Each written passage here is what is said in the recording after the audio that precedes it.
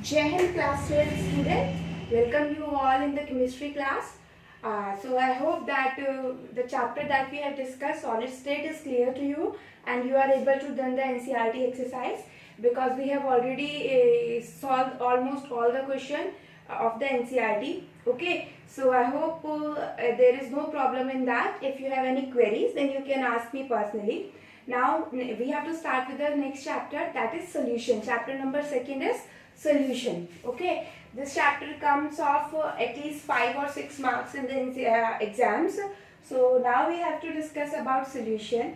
I know that some of the things you already know about the solution.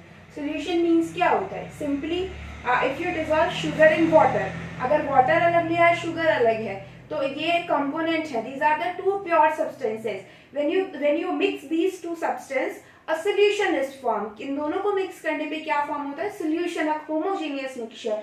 तो basically solution को define कैसे किया जाता है? Solution means a homogeneous mixture of two or more pure substances which are not chemically react with each other. जैसे मैं अगर आपको एग्जांपल बताऊं तो आप हम एक एक वर्ड का मतलब समझते हैं. What do you mean by homogeneous mixture? Homogeneous means one phase. It means अगर आप शुगर को वाटर में डिजोल्व करते हो तो dissolve after dissolving the sugar in water, आपको शुगर और वाटर अलग अलग नहीं दिखता, आपको एक ही फेज उसमें दिखती है. It means homogeneous mixture. Okay, mixture क्यों है? Because the property of water and sugar retain in the solution. Means अगर मैं उन्हें दोनों को अलग करना चाहूँ किसी फिजिकल प्रोसेस से, या मैं उस सोल्यूशन से कोई एक्सपेरिमेंट करना चाहूँ, तो सोल्यूशन में वाटर और शुगर की अपनी अपनी प्रॉपर्टीज इंटैक्ट रहेंगी. प्रॉपर्टी उनकी चेंज नहीं होंगी, जैसे पहले थी वैसे ही अभी रहेंगी. नेक्स्ट हम कहते हैं नॉन रिएक्टिव. नॉन रिएक्टिव का मतलब होता है दोनों का केमिकली बाउंड नहीं होना. ये फिजिकली बस मिक्स होते हैं, chemically they are not bound to each other. तो बेसिकली आप सॉल्यूशन को कैसे डिफाइन करते हैं? It is a homogeneous mixture of two or more pure substances which are not chemically bound to each other. Two or more का मतलब कैसे है? आप लेमनेड बनाते हो, नींबू पानी. you take water, sugar, some amount of salt and lemon or lemon juice also. आप सबको मिक्स करते हो, आपको एक फिक्स दिखाई देता है या नहीं? But for preparing that solution you take 2 or 3 substances. आप वाटर के साथ साथ आपने क्या लिया? शुगर लिया. You take salt and some lemon juice. तो आपने 2 से ज्यादा सब्सटेंस को मिक्स कर दिया. तो basically solution are of different types. तो सॉल्यूशन सिंपली डेफिनेशन क्लियर है. Now first of all let us see what are the learning outcomes of this chapter. हमें क्या क्या सीखने को मिलेगा इस चैप्टर में? So after studying this chapter we will able to describe formation of different type of solution. Okay, हम अभी डिटेल में स्टडी करेंगे डिफरेंट टाइप्स ऑफ सॉल्यूशन को. Next, concentration of solution. We already know about the concentration of solution. Henry's laws and Raoult's law, these are associated with the solution. Ideal and non-ideal solution, like in the 11th class we have discussed about ideal gas and non-ideal gas. So here we have to discuss about ideal and non-ideal solution. Next one is qualitative properties, and last में आता है आपका want have factor. So these are the learning outcomes that we have to see in this chapter. ये हमें सीखने को मिलेगा इस chapter में. So let us start with this chapter solution. Okay, तो simply मैंने आपको क्या बोला? Solution, how you define solution? It's simply homogeneous mixture. Homogeneous mixture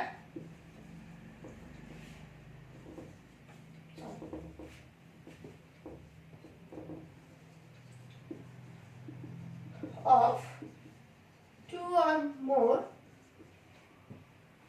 non-reacting pure substance. Okay, pure substance के homogeneous mixture होते हैं. Example, sugar solution. Sugar solution means sugar plus water. Okay, आपका sugar solution हो गया. It is example of homogeneous mixture. Means आपको एक phase दिखेगा. आप जैसे अगर आप ऑयल और वाटर को डिसॉल्व करते हो, आपको 2 डिफरेंट फेज दिखती है. मीन्स ऑयल आपको अलग दिखता है, ऑयल की लेयर, वाटर की अलग. So that is not homogeneous. So that's why it is not a solution. Solutions are homogeneous mixture. Okay, next example हम लेते हैं. जैसे आप लेमन में देखते हो, अब आप देखिए इसमें how many components you take to prepare the solution. आपने दो कंपोनेंट लिया, एक शुगर और एक वाटर, तो हम इसे क्या बोलते हैं, बाइनरी सॉल्यूशन। क्या बोलेंगे हम इसे, बाइनरी सॉल्यूशन। आपका प्राइमरी सॉल्यूशन तो हो ही नहीं सकता, primary solution means only one substance, और वन सब्सटेंस का सॉल्यूशन थोड़ी ना होता है। Solution is prepare by mixing two or more substance. अब मैं आपको एक टर्नरी सॉल्यूशन, टर्नरी का एग्जांपल देती हूँ। टर्नरी सॉल्यूशन आपका क्या हो गया, आप salt plus sugar plus water ले लीजिए, so it becomes a ternary solution. ऐसे ही क्वाटर्नरी सॉल्यूशन आपके हो सकते हैं। So basically this is the brief description of solution, कि क्या होता है डेफिनेशन, सॉल्यूशन को कैसे हम बाइनरी टर्नरी कहते हैं, ठीक है। Now next thing is what are the component of solution. Okay, अब हम थोड़ा सॉल्यूशन को हमें डिस्कस करना है। तो अब मैंने बोल दिया आपको that you mix sugar and water, your solution is prepare. But इस शुगर और वाटर के लिए सॉल्यूशन में कुछ टर्म कैटेगराइज है, या हम बोलते हैं कंपोनेंट ऑफ सॉल्यूशन। क्या हम बोलते हैं, कंपोनेंट ऑफ सॉल्यूशन। तो solutions have two component. Solution have two component. One is solute and other one is solvent. One is solute and other one is solvent. अब हमें कैसे पता चलेगा, how can we say that which one is solute and which one is solvent?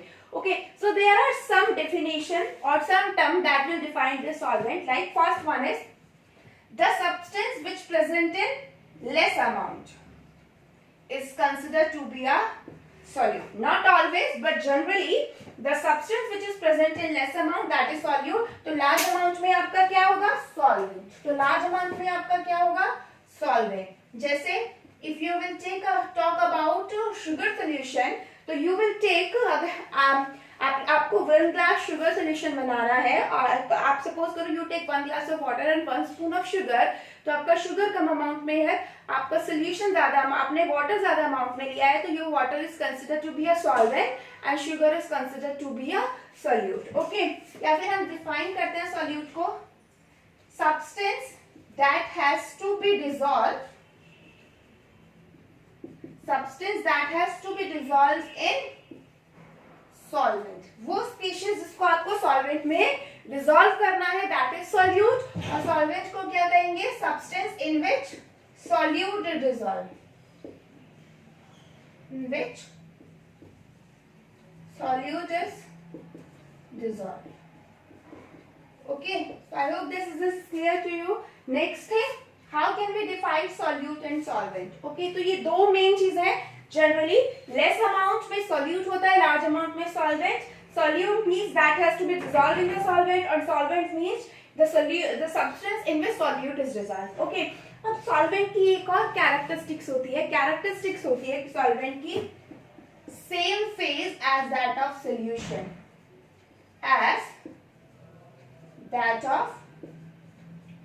It is of same phase as that of solution. अब इसका क्या मतलब है, phase means we are considering here solid, liquid and gas. अब same phase का मतलब हम कह रहे हैं यहाँ पर कि सॉल्वेंट का फेज वही होगा जो आपका सॉल्यूशन का फेज है।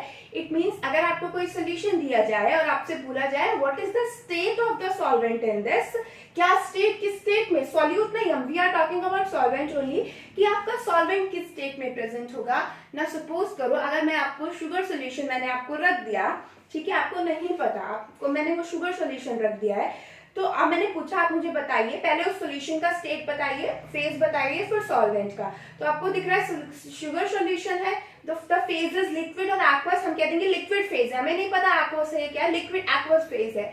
अब जरा आप शुगर सॉल्यूशन में मैंने आपको बोला कि आपने पहले मुझे बताया दैट शुगर सॉल्यूशन है एक्वस फेज है या लिक्विड फेज है, आपने देख के बताया। अब मैंने आपको बोला ये शुगर सॉल्यूशन है, तो आप क्या कहोगे, सॉल्वेंट क्या होगा इसमें, वाटर, और सॉल्वेंट की फेज क्या होती है, liquid. So this is the meaning of this line कि सॉल्वेंट की फेज वही होगी जो आपके सॉल्यूशन की फेज होगी। लाइक अगर आप बात करें एलॉयज की, एलॉयज कैसे बनते हैं, मेटल को मिक्स करके बनते हैं, इट मींस वो सॉलिड स्टेट में होते हैं, तो उसमें जो आप सॉल्वेंट यूज करोगे वो भी किस स्टेट में होगा, सॉलिड स्टेट में होगा।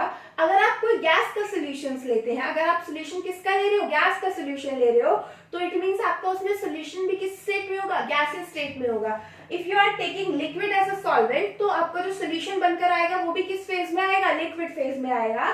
So these are the meaning of these terms solute and solvent. I hope that this is clear to you. Okay, so this is all about solute, solvent and solution. क्या define होती है.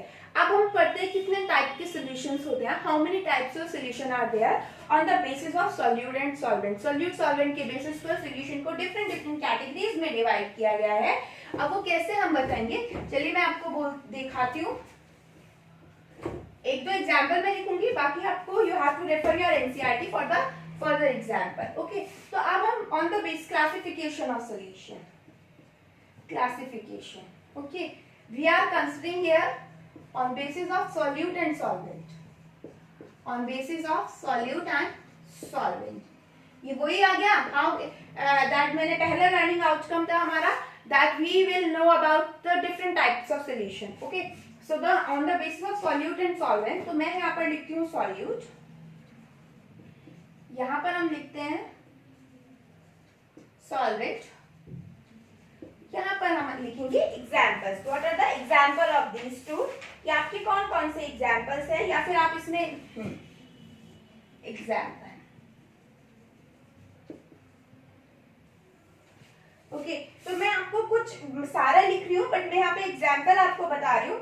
Suppose करो, अच्छा, अब हम बात करते हैं कि कितने टाइप के होंगे. ठीक है, तो सबसे पहले अगर मैं इनके टाइप की बात करूं तो बेसिकली दीज आर, अब मैंने आपको कहा दैट सॉल्वेंट को हमने कैसे कैटेगराइज किया. लास्ट वाला जो पॉइंट था that solvent has same phase as that of solution. It means अगर आपका सॉल्वेंट लिक्विड है तो लिक्विड सॉल्यूशन, अगर आपका सॉल्वेंट गैस है तो गैसियस सॉल्यूशन, अगर आपका सॉल्वेंट सॉलिड है तो सॉलिड सॉल्यूशन. इट मींस अगर सबसे पहले हम कैटेगराइज करते हैं are solid is in gaseous state, ठीक है, solvent is in liquid state, तो उसके एग्जाम्पल क्या होंगे. ठीक है, सेकेंड हम लेते हैं your solute is liquid, your solvent is liquid, तो उसका एग्जाम्पल क्या होगा. थर्ड हम लेते हैं your solvent is solid, solute is solid, your solvent is liquid, तो उसका एग्जाम्पल क्या होगा. अब इन तीनों सॉल्यूशंस को हम क्या बोलेंगे, liquid solution. All these three are known as liquid solution. It means कि एक फेज के अकॉर्डिंग थ्री टाइप्स के सॉल्यूशन हमारे बनते हैं. कैसे, if I will dissolve gas in liquid, I will dissolve liquid in liquid, I will dissolve solid in liquid. तो मेरा तीन टाइप के एग्जांपल बनेंगे. अब हम देखते हैं गैस इन लिक्विड, तो आप इसमें एग्जांपल लिख सकते हो सोडा वाटर. क्या लिख सकते हो, सोडा वाटर. बहुत जो आपका सोडा वाटर होता है, carbon dioxide gas dissolve in the liquid, तो एग्जांपल इसका क्या हो गया, soda water. Liquid in liquids, solution of alcohol and water, mixture of alcohol, aqueous solution of alcohol लिख सकती हूँ मैं, aqueous solution of alcohol, दोनों मिक्स हो जाते हैं इजिली. ओके, नेक्स्ट आता है सॉलिड एंड लिक्विड. तो अभी हमने एग्जांपल लिया शुगर सोल्यूशन का, इसका एग्जांपल लिया हमने शुगर सोल्यूशन का. So on the basis of solute and solvent these are categorized into three type, liquid solutions, gaseous solution and solid solution. अब नेक्स्ट स्टेप में क्या होगा, फोर्थ आपका क्या बनेगा. Suppose I am taking the solvent solid, मैंने क्या लिया, सॉलिड लिया है सॉल्वेंट. उसके बाद अब मैं इसके साथ सॉल्यूट सॉलिड भी ले सकती हूँ, मैं इसके साथ सॉल्यूट लिक्विड भी ले सकती हूँ, मैं इसके साथ सॉल्यूट क्या भी ले सकती हूँ, गैस भी ले सकती हूँ. So on the basis of these types a solution can be categorized in total 9 types. Basically 3 types में solid solution, liquid solution and gaseous solution. और हर एक टाइप को 3 टाइप में मैंने यहाँ एक को डिवाइड करके दिखाया है. तो ऐसे ही बाकी के 2 भी होंगे. तो there are total 9 type of solution. इसलिए आपको ध्यान हो तो हम हमेशा कहते हैं in our atmosphere air is a homogeneous mixture. Air को हम क्या बोलते हैं, homogeneous mixture, because that is a solution of gas and gas. बहुत सारी गैसेस का मिक्सचर है air, that's why air is said to be a homogeneous solution, that is a solution of gas and gas. So I have given you 3 examples. बाकी आपको book से लिखने हैं examples, क्या क्या आपके एग्जांपल्स होंगे. You have to make the proper table. ठीक है, एनसीईआरटी में गिवन है ये. So I hope that solution, what are solution, what are the components of solution and what are the different types of solutions are clear to you. Okay, so this is about the first learning outcome. हमने सीखा, हमने देखा कि different types के solution कैसे बनते हैं. Okay, now next आता है आपके concentration of solutions. Concentration of solution. Although we have discussed it this topic in detail in 11th class also. आपको chapter number 1 में याद होगा, वहां पर एक ही चीज था, we have to discuss about the concentration of solution. तो वहां हमने सारा पढ़ा हुआ है. Let's just have a quick revision of that term. Concentration of solution का मतलब क्या होता है? How much amount of solute is present in a particular amount of solvent. Okay, concentration को हम define करते हैं amount of solute in amount, different fixed amount of solvent. आप ये लिख सकते हो, क्या आप लिख सकते हो? In particular amount of solvent, particular amount of solvent. This is our concentration. Okay, concentration को हम define करेंगे, कितना solvent, कितना आपने solvent लिया है, उसमें आपने कितना solute dissolve किया है, that will give us the concentration of the solution. But यहाँ पर ये problem इसलिए आती है because there is not only one method to determine the concentration of solution, because we deal with the lots of chemicals. जब हम lots of chemicals से deal करते हैं, some chemicals are in gaseous state, some are in liquid state, some are in solid state. Okay, तो आप ना तो हर किसी का प्रेशर ले सकते हो, ना आप हर स्पीशीज का प्रेशर नहीं कंसिडर कर सकते, हर स्पीशीज का वॉल्यूम नहीं कंसिडर कर सकते, हर स्पीशीज का आप मास नहीं कंसिडर कर सकते. तो we will calculate the concentration according to our feasibility. हमें जो सही लगेगा या जो हम कैपेबल होंगे, जो हमारे लिए ज्यादा इजी होगा, उसे हम कंसंट्रेशन फाइंड आउट करने के लिए यूज करते हैं. जैसे अगर आप वाटर ले, ठीक है, जनरली वाटर हम लिक्विड में हम उसका वॉल्यूम मेजर करते हैं, ठीक है, ठीक. ऑल्दो वाटर की डेंसिटी 1 ग्राम होती है, तो उसका मास और वॉल्यूम सेम ही होगा जितना आपने वॉल्यूम लिया है. But if you will take alcohol, liquid आपने अल्कोहल ले लिया, सॉल्वेंट ले लिया, अल्कोहल, अब मैंने कहा आप इसका कंसंट्रेशन निकालो और मास आपको यूज करना है. तो अल्कोहल तो लिक्विड है, हम उसका मास हमने उसका वॉल्यूम हमने मेजर कर लिया. अब उसका वॉल्यूम मास तो चेंज अलग अलग होगा ना. आप देखे हो, आपको डेंसिटी मास और वॉल्यूम में रिलेशनशिप पता है, तो दोनों का मास और वॉल्यूम अलग होगा. तो वहां से हमारे लिए प्रॉब्लम क्या अराइज होती है, पहले हम वॉल्यूम से मास निकाले, उसके बाद कैलकुलेट करें.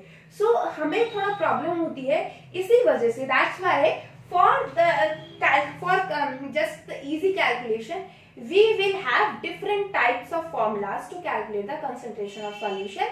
यहाँ पर हम formulas ही पढ़ेंगे, सिर्फ एक दो definitions पढ़ेंगे. Okay, so let us start with the types of concentration of solution. How can you measure? So सबसे पहले आपका आता है strength. सबसे पहले आता है strength. Strength को हम define करते हैं amount of solute या फिर mass of solute in how much amount of solute in gram present in per liter of solution. Amount of solute in gram present in per liter of solution. तो formula क्या हो गया strength का? mass of solute in gram upon volume of solution in liter, और आप decimetre cube भी कह सकते हो. 1 liter is equals to 1 decimeter cube. So this is the formula of strength. Strength का फॉर्मूला हो गया, और इसकी यूनिट क्या आ जाती है? ग्राम पर litre. Unit is very much important है. हर फॉर्मूले में आपको यूनिट साथ के साथ याद होनी चाहिए. देन ओनली, अगर आपको अभी से याद होगी तभी आप न्यूमेरिकल्स में लिखोगे. तो first concentration term is strength. That is, अगर आपको स्ट्रेंथ आपको कैसे, जैसे सपोज मैं कहूँ that 10 gram of solute is present in 100 gram of solution. कि 10 ग्राम आपका सोल्यूट प्रेजेंट था इन 100 ml और 100 लीटर ऑफ सोल्यूशन, और 100 ml आपको लीटर में लेना है वॉल्यूम. ठीक है, अब आपको मैंने बोल दिया कि 10 ग्राम ऑफ सोल्यूट, चलो मैं लिखती हूँ इसको, 10 gram of solute in 2 litre of solution. तो आपको इसकी स्ट्रेंथ फाइंड आउट करनी है. तो स्ट्रेंथ कैसे फाइंड आउट करोगे? Strength is equals to 10/2. तो कितना आ गया? 5 ग्राम पर लीटर. बस इतना ध्यान रखना है. मास किसी भी यूनिट में दिया हो, you have to convert the mass in gram. Volume किसी भी यूनिट में दिया हो, you have to convert the volume in litre और डेसीमीटर क्यूब. तो 1 लीटर और 1 डेसीमीटर क्यूब दोनों सेम है. तो इस तरीके से हमने क्या कैलकुलेट कर दी? Strength. Okay, so next take it out. Next formula, next formula is mass percent. Mass percent, we can calculate the concentration in term of mass percent. इसमें क्या आएगा? mass of one substance जिसका आपको मास percent calculate करना है, upon total mass of substance into 100। जिसका भी आपको मास कैलकुलेट करना है उसका mass divided by total mass of the substance. अब मैंने क्यों नहीं लिखा सॉल्यूट और सॉल्वेंट, क्योंकि मास परसेंट हम सॉल्यूट की भी कैलकुलेट कर सकते हैं, सॉल्वेंट की। जिसकी आपको कैलकुलेट करनी है वो आपको ऊपर लिखना है, जिसका आपको और टोटल आपको नीचे। जनरली हम जो मास होता है, गिवन मास, उसे हम डिनोट करते हैं W से। तो ये क्या हो गया, मास परसेंट है, मास बाय मास, तो हम इसे लिखेंगे W by W percent. W by W का मतलब क्या है, दोनों सेम ही है। W means W denoted the mass of the substance, W हो या फिर MA हम डिनोट करते हैं। W is generally the mass of the substance, ये डिनोशन है W मास की, जो भी आपको गिवन मास है, तो इसे हम बोलेंगे W by W percent, mass by mass percent. Suppose करो अगर आपको पूछा जाए that 10 gram of या फिर 5 gram of solute is present in 5 gram of solvent, दोनों का इक्वल अमाउंट है, that doesn't matter 5 gram of solute और 5 gram of solvent में present है, you have to calculate the mass percent of the solute और the mass percent of the solution। तो अब हम देखते हैं W of solute आपको कितना दिया हुआ है 5 gram, W of solvent आपको कितना दिया हुआ है बेटा, it is 5 gram। फॉर्मूला देखो, आपको सोल्यूट की फाइंड आउट करना है, इसका W बाय W परसेंट आपको फाइंड आउट करना है। तो इसके लिए हम क्या करेंगे, we require the mass of the substance, that is 5 upon total mass. Total mass क्या होगा, इधर 5 प्लस 5 इंटू 100% आपका सोल्यूशन आ जाएगा। So in this way we have discussed this in detail. हमने 11th में बहुत अच्छे से सारी परसेंटेज पढ़ी, इसलिए बस मैं आपको रिवीजन बता रही हूँ। Main thing is you have to practice the numerical. Numerical बहुत हमने किए हुए हैं इस बेसिस पे, पर आपको और करने हैं। नेक्स्ट हम आ जाते हैं हमारा V by V percent. I hope that it is clear to you. Volume by volume percent, volume by volume percent क्या होगा, volume of a component upon total volume of component. Unit same होनी चाहिए, कोई भी हो, क्योंकि यहाँ पर सारी यूनिट कैंसिल हो जाएंगी, बट दोनों की सेम होनी चाहिए। ओके, नेक्स्ट हमारा आता है, next is mass by volume percent. This is W by V, mass by volume percent, that is mass of one component upon total volume of solution. It means एक जिस component का mass, जिसका आपको volume mass by volume percent निकालना है, और total आपका क्या हो जाएगा, volume. Okay, so this is clear to you I think. Next आपका आता है बेटा, फिफ्थ वन इज, नेक्स्ट जो कंसंट्रेशन टर्म है, दैट इज मोल फ्रैक्शन।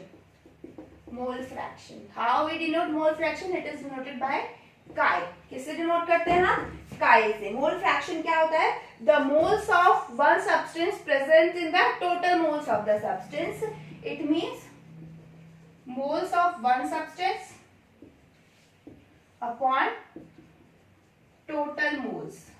कितना होगा, total moles of the substance, that is the mole fraction. अब चलिए इसे हम थोड़ा और डिफाइन करते हैं, इसको हम थोड़ा और चेंज करते हैं।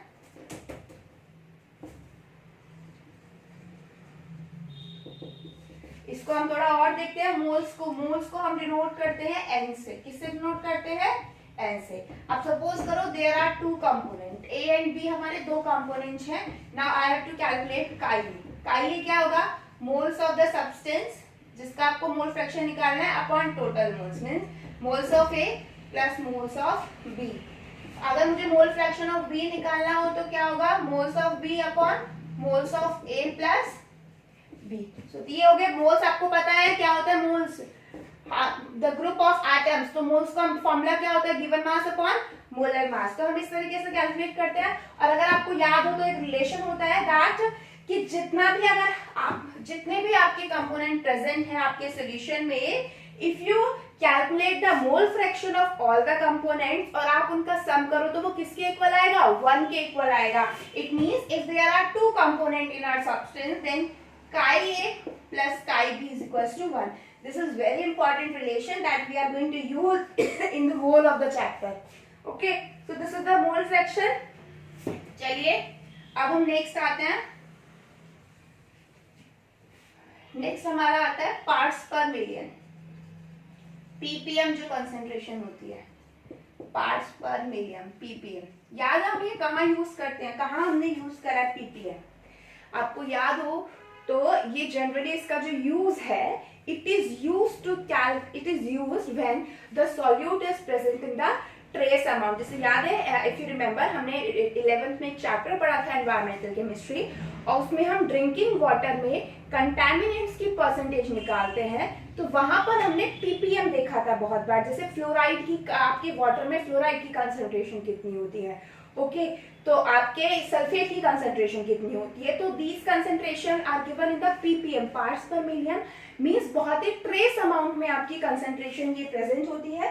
That's why we called it as parts per million. और आप पार्ट्स पर मिलियन को हम कैसे डिवाइन करते हैं, इसे हम सिंपली कहते हैं the parts of one substance present in पर मिलियन ऑफ द सब्सटेंस, कि अगर आपका सॉल्वेंट पर मिलियन है तो उसमें कितना सॉल्यूट प्रेजेंट है, इट मींस बहुत। हमने पर मिलियन क्यों कंसीडर किया, हम इसलिए कंसीडर कर रहे हैं because solvent is present in very large amount and solute is present in very small amount. तो पार्ट्स ऑफ पर मिलियन का मतलब क्या होगा आपका, ऑब्वियसली बात है सॉल्यूट के, तो पार्ट्स ऑफ सॉल्यूट अपॉन, अगर आप करो आपका parts of total solution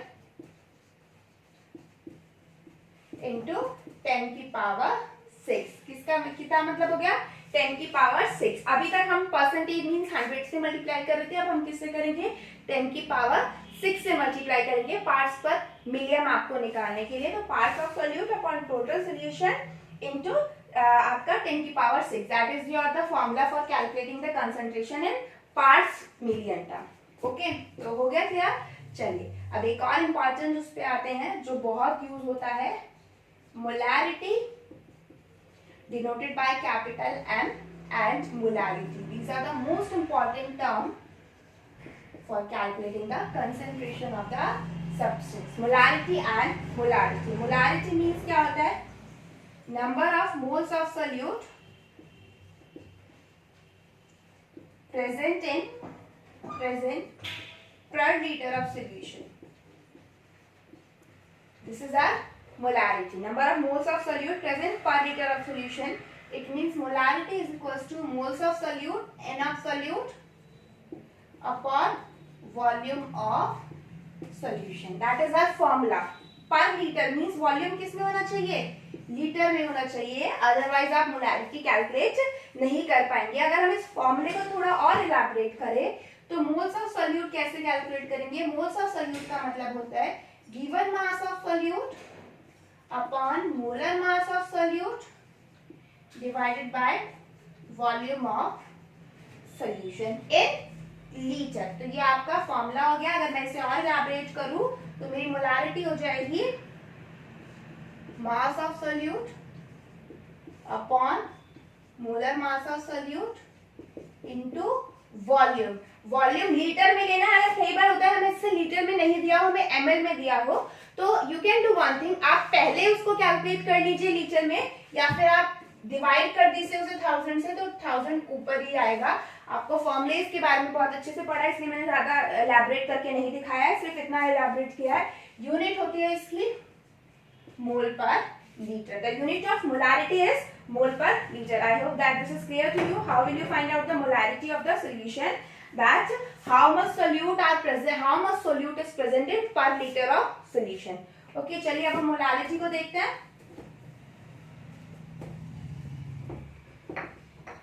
molarity, अब हम आते हैं molarity small m। It is defined as the mass of solute, sorry, moles of solute present per kg of solvent, per kg of solvent. Remember the difference, molarity moles of solute present per liter of solution, molarity moles of solute present in per kg of mass of per kg of solvent, यानी mass of solvent हो गया आपका, that will be in kilogram। तो formula अगर elaborate करें तो मास moles क्या होते हैं, WB upon MV, sorry W means B का मतलब हम यहाँ पर सोल्यूट, सॉरी मैं B लिख दिया, मुझे आदत है थोड़ा, ये सोल्यूट है, जनरली मैं सोल्यूट को B से डिनोट करती हूँ, इसलिए मैंने यहाँ पे B लिख दिया। W of solute mass of molar mass of solute upon mass of solvent in kilogram. तो फॉर्मूला क्या हो जाएगा, W of solute mass of solute upon molar mass of solute multiply by mass of solvent. ये kilogram में है, अगर ग्राम में change करना है तो हम कई बार यहाँ पर मल्टीप्लाई बाय 1000 कर देते हैं और इसकी यूनिट होती है मोल पर केजी। यहाँ से देख लीजिए मोल्स की मोल्स होती है, किलोग्राम तो ऊपर जाएगा, कितना हो जाएगा moles per KG. Okay, now so this is the molarity and molality. Now what your homework is, you have to find out the difference between these two और इनकी एडवांटेजेस और इनकी आपस में डिसएडवांटेज, मतलब दोनों की एक एडवांटेज भी होती है डिसएडवांटेज भी होती है। जनरली हम किस टर्म को यूज करते हैं, जनरली मैं आपको बता दूं हम मोलारिटी को ज्यादा प्रेफरेबल मानते हैं एज कंपेयर टू मोलारिटी।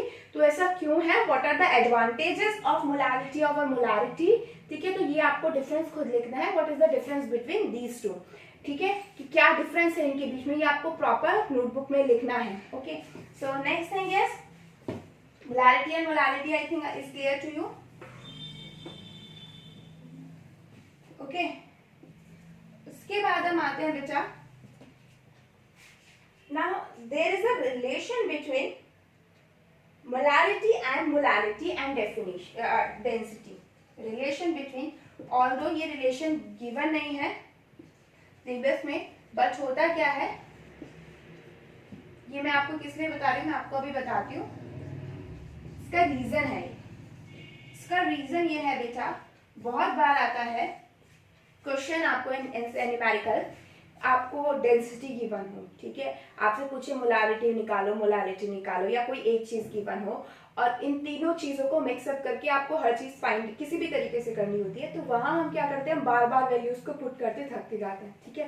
तो इसलिए एक रिलेशन है जो एक प्रॉपरली डिफाइन करता है, वो क्या होता है, molality means small m is equals to 1000 into molarity, that is capital M, upon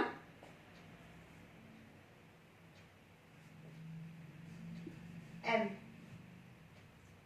into molar mass minus 1000 into density. This is D, density.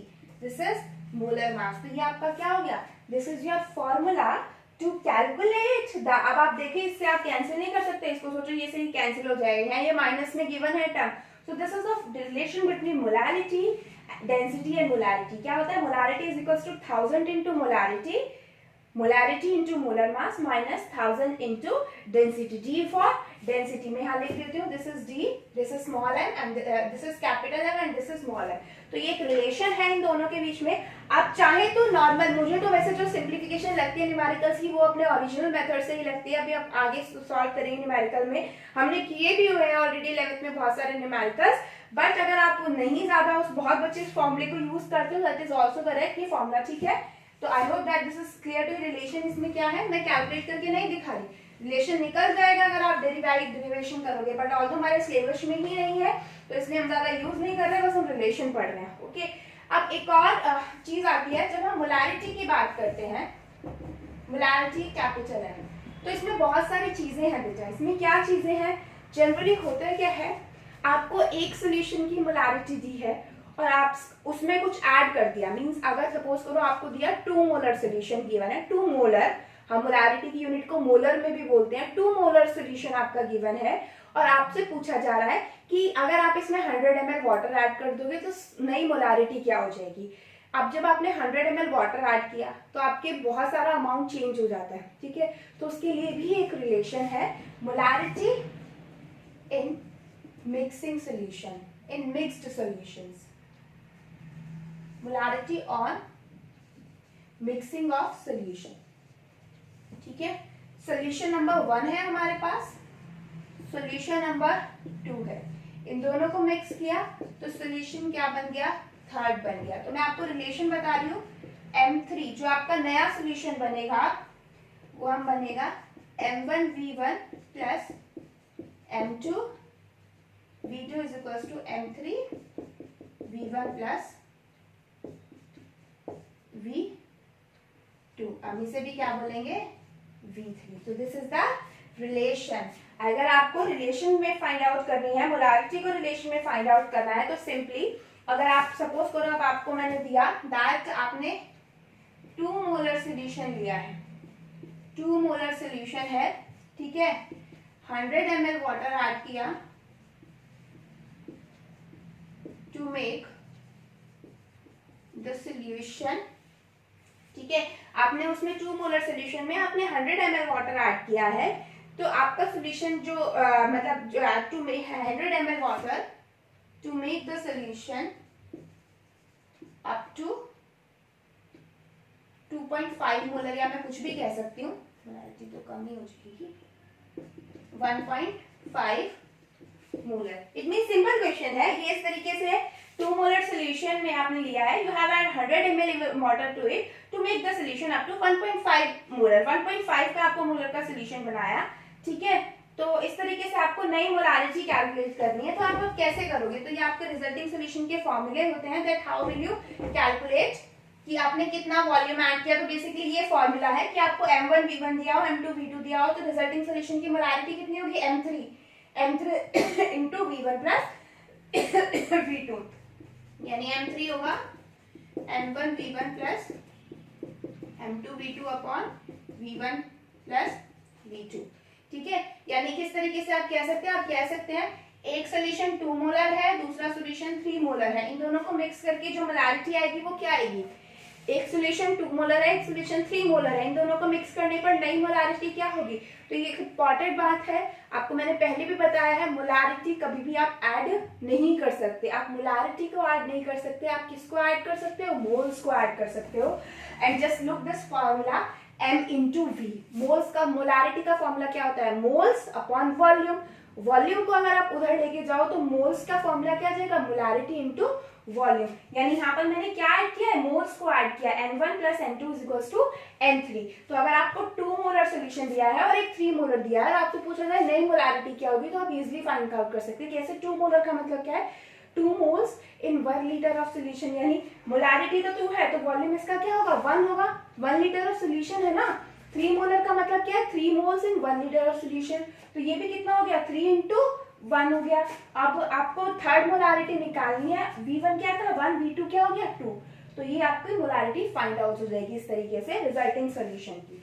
बहुत कम आता है एनसीईआरटी मतलब क्वेश्चन इसके बेसिस पे, पर जो क्वेश्चंस आते हैं तो आपको वो नॉर्मल मेथड से, कि आपको 2 मोलारिटी दी हुई है, पहले आप उनसे मास में रिलेशन निकाले, आपको बहुत अच्छे से कैलकुलेशंस आती है, तो पहले आप उनके मासेस वगैरह में रिलेशन निकाले, फिर आप फाइंड आउट करें। बट ये जो मैंने इससे पहला ये जो फॉर्मूला बनाया ये बस आपकी सिंप्लीफिकेशन के लिए है, अगर आपको वैसा थोड़ा डिफिकल्ट लगे तो आप इन सिंपल फॉर्मूलेस को याद करके इजीली उसे कैलकुलेट भी कर सकते हैं। Okay, so I hope that this is clear to you. Next हम आते हैं normality. Normality is capital L, ठीक है। मैं आपको बस यहाँ नॉर्मैलिटी की एक डेफिनेशन बता रही हूँ, ठीक है। डेफिनेशन के बाद मैं इसका एक रिलेशन बताऊंगी। डेफिनेशन का है इसकी, number of gram equivalent present in per litre of solution. कैसे, normality is equals to number of gram equivalent upon आपका हो जाएगा volume of solution in litre. अब ये नंबर ऑफ ग्राम इक्विवेलेंट क्या होते हैं, ठीक है, जैसे और सोल्यूट है बेटा, number of gram equivalent of solute. अब आप मोलारिटी याद करो तो मोलारिटी क्या थी, moles of gram moles of solute, मतलब हमने वहां जो मोल्स निकाले थे वो ग्राम से निकाले थे। यहाँ पर हम देख रहे हैं number of gram equivalent of moles upon volume of solution. अब ये हम नंबर ऑफ ग्राम इक्विवेलेंट कैसे फाइंड आउट करते हैं, ये सिंपल है, W of solute upon equivalent mass of solute, ये बस नया है, equivalent mass of solute divided by V in litre. So if you remember, मैंने जब आपको मोलारिटी बताई थी, मोलारिटी में mass of solute upon molar mass of solute था, लेकिन यहाँ पर आपका क्या है, mass of solute upon equivalent mass of solute. अब ये इक्विवेलेंट मास, अब इसकी यूनिट क्या हो जाएगी अगर हम लिखें तो ग्राम इक्विवेलेंट पर लीटर, EQU भी लिख सकते हैं, ग्राम इक्विवेलेंट पर लीटर, ये इसकी यूनिट हो गई। अगर हम मोलर मास, अगर हमें अभी इक्विवेलेंट मास फाइंड आउट करने का तरीका क्या होता है, इक्विवेलेंट मास आपका होगा is equals to molar mass upon N. ये एन आपका मोल्स नहीं है, ये एन आपका एक फैक्टर है, एन फैक्टर मैं इसे लिख सकती हूँ NF। अब ये NF कैसे कैलकुलेट होता है, चलिए अब हम देखते हैं, ये मेन है इसमें बस मोलर मास अपॉन NF। तो हम इसमें NF देखते हैं कैसे कैलकुलेट होता है। हम इक्विवेलेंट बस करना क्या है, यहाँ पर जो मोलारिटी वाला फॉर्मूला था उसमें जहां पर आपने मोलर मास लिया था वहां पर मोलर मास की जगह इक्विवेलेंट मास लेना है बस। Remember the formula of molarity, molarity के फॉर्मूले में we are using molar mass of the solute, यहाँ पर हम इक्विवेलेंट मास करेंगे। तो अगर मैं आपसे पूछूं इक्विवेलेंट मास ऑफ NaOH हम फाइंड आउट करना है, तो NaOH का इक्विवेलेंट मास क्या होगा, मोलर मास ऑफ NaOH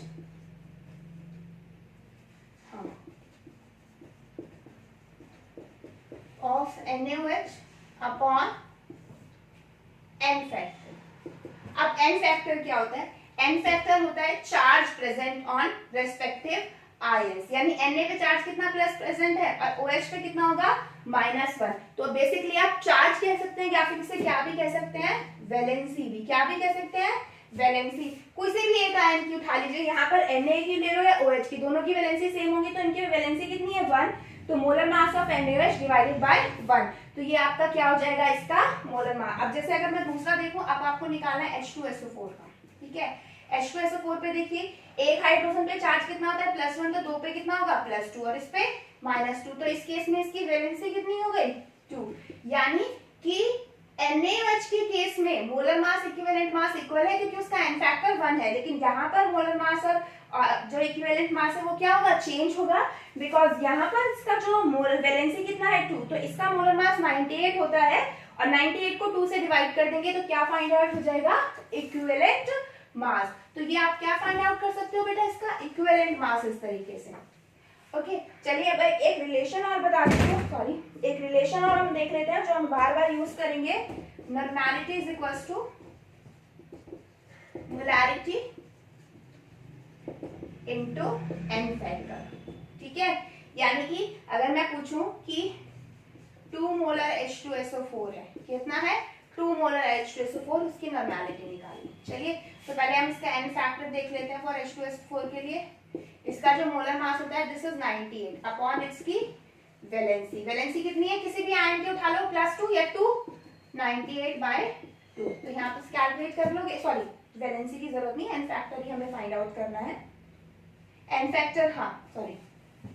अब आप देखिए इसका n फैक्टर कितना है 2 ही तो है, वैलेंसी n फैक्टर के इक्वल है तो 2 है, तो यहाँ पर 2 पुट करें, मोलैरिटी और नॉर्मैलिटी आ जाएगी, ठीक है। So I hope that this is clear to you, the relation between molarity and normality हो गया।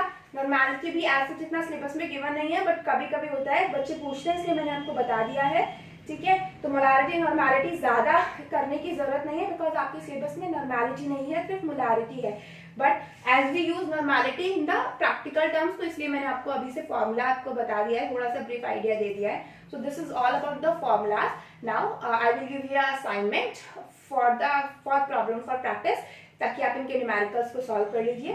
मैं ज्यादा सॉल्व नहीं कराऊंगी because we have already done a lot of numerical in 11th class, तो वहां से आपको याद होगा आइडिया बिल्कुल अच्छे से किस तरीके से हम न्यूमेरिकल्स को सॉल्व करते हैं। इन्हीं के न्यूमेरिकल्स हमने बहुत किए हुए हैं, सिर्फ रिवीजन है, ठीक है। तो आपको मैं एक असाइनमेंट दूंगी, you have to try to solve the numericals. अगर आपसे नहीं होते you can ask the queries to me. Next topic will start in the next class. Thank you.